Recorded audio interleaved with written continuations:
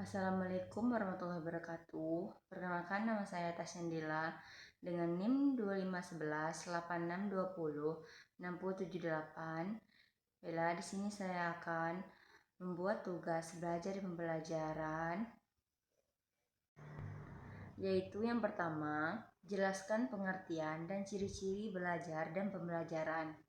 Yaitu, pengertian belajar adalah belajar adalah proses perubahan perilaku atau kemampuan seseorang yang terjadi karena pengalaman, latihan, dan interaksi dengan lingkungan.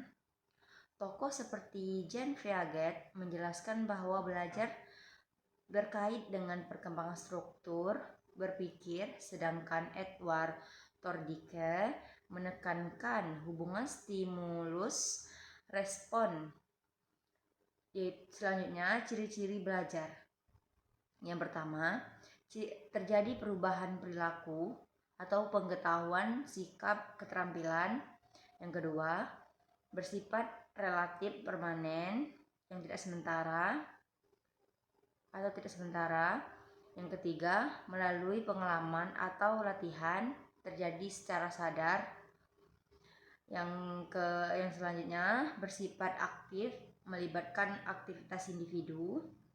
Lanjut, tidak terjadi secara instan, yaitu butuh proses. Yang kedua, pengertian pembelajaran. Pembelajaran adalah proses interaksi antara guru, siswa, dan sumber belajar dalam suatu lingkungan belajar untuk mencapai tujuan pendidikan. Pembelajaran lebih terencana dan sistematis dibandingkan belajar.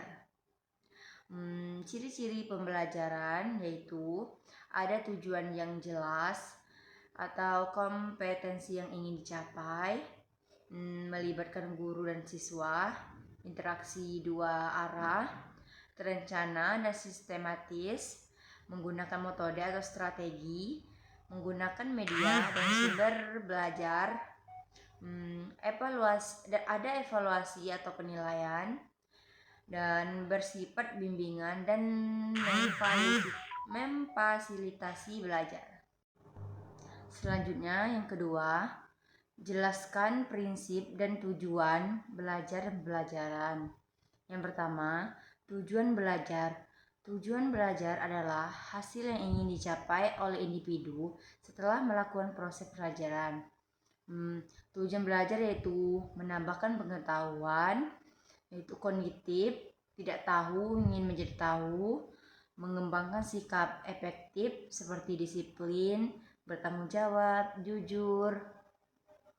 Lanjut, meningkatkan keterampilan psikomotor atau kemampuan praktik atau melakukan sesuatu, mengubah perilaku ke arah yang lebih baik.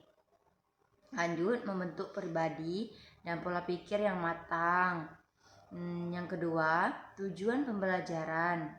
Tujuan pembelajaran adalah target yang dirancang oleh guru agar siswa mencapai hasil belajar tertentu. Tujuan pembelajaran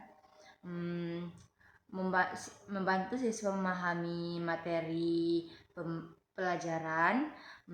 Lanjut, membimbing siswa mencapai kompetensi tertentu, mengembangkan potensi secara optimal, menciptakan proses belajar yang efektif dan efisien, membentuk karakter dan kemampuan sosial siswa.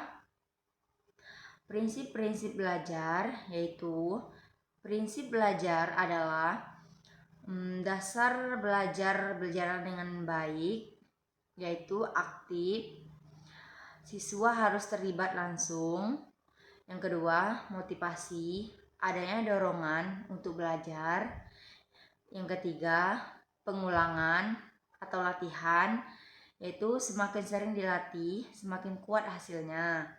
Lanjut, perbedaan individu.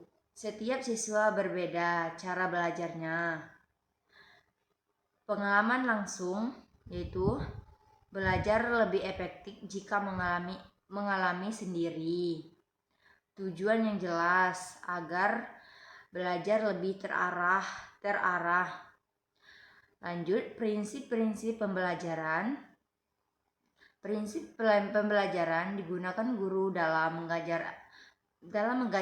mengajar agar efektif. Prinsip pembelajaran berpusat pada siswa. Lanjut, interaksi, ada komunikasi dua arah, menyenangkan dan tidak membosankan, menggunakan berbagai metode dan media, berkesinambungan, kontekstual atau dikaitkan dengan kehidupan nyata, memberikan umpan balik. Lanjut, yang ketiga yaitu jelaskan pengertian behavioristik dan konstruktivistik dan perbedaan contoh implementasi dalam pembelajaran dan referensi baca. Yang pertama yaitu pengertian behavioristik. Behavioristik adalah aliran belajar yang memandang belajar sebagai perilaku yang dapat diamati akibat adanya hubungan antara stimulus, rangsangan, dan respon tanggapan. Tokoh utamanya yaitu B.F. Skinner, yang kedua Ivan Pavlov, yang ketiga Enwar Tordike. Intinya, belajar terjadi karena latihan, pembiasaan, dan penguatan. Yang kedua yaitu pengertian konstruktivistik. Teori konstruktivistik menyatakan bahwa belajar adalah proses membangun, mengkonstruksi pengetahuan sendiri berdasarkan pengalaman dan interaksi dengan lingkungan. Tokoh utamanya yaitu Jan Piaget, Lev Vygotsky. Intinya, siswa aktif berpikir dan menemukan sendiri pengetahuannya. Lanjut, yaitu perbedaan behavioristik dan konstruktivistik. Yang pertama yaitu behavioristik adalah memandang belajar sebagai perubahan perilaku yang bisa diamati. Siswa biasanya mengikuti arahan guru, banyak latihan dan pengulangan. Guru berperan sebagai pusat pembelajaran yang memberikan materi. Kemudian, penguatan seperti nilai atau pujian. Fokus utamanya adalah mendapatkan jawaban yang benar melalui kebiasaan dan latihan. Sedangkan konstruktivistik yaitu memandang belajar sebagai proses membangun pengetahuan sendiri. Siswa lebih aktif berpikir, berdiskusi, dan menemukan konsep dari pengalaman. Guru berperan sebagai fasilitator yang membimbing, bukan pusat utama. Fokusnya bukan hanya hasil, tetapi juga bagaimana siswa memahami dan menemukan pengetahuan tersebut. Intinya, perbedaannya yaitu pada behavioristik, siswa cenderung mengikuti dan menerima lebih pasif. Sedangkan konstruktivistik, siswa aktif membangun pengetahuan. Behavioristik menekankan hasil akhir jawaban yang benar, sementara konstruktivistik menekankan proses memahami. Peran guru pada behavioristik dominan, sedangkan pada konstruktivistik lebih sebagai pembimbing. Lanjut, contoh implementasi dalam pembelajaran yaitu yang pertama teori behavioristik. Guru memberikan latihan soal yang berulang, memberikan reward atau pujian atau nilai bagi jawabannya benar. Terus memberikan penguatan agar siswa terbiasa. Contoh di kelas misalnya menghafal perkalian, latihan soal pilihan ganda, penggunaan kuis dengan skor. Lanjut yang kedua yaitu teori konstruktivistik.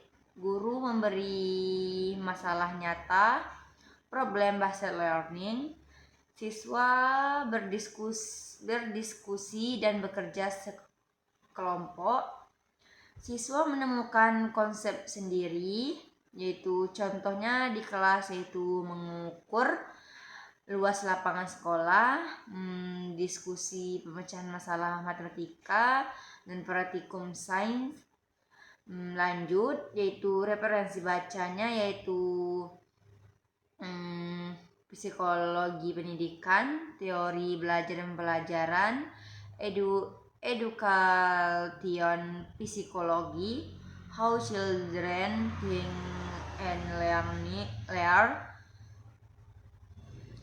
Sekian dari pemaparan materi saya tutup dengan wassalamualaikum warahmatullahi wabarakatuh.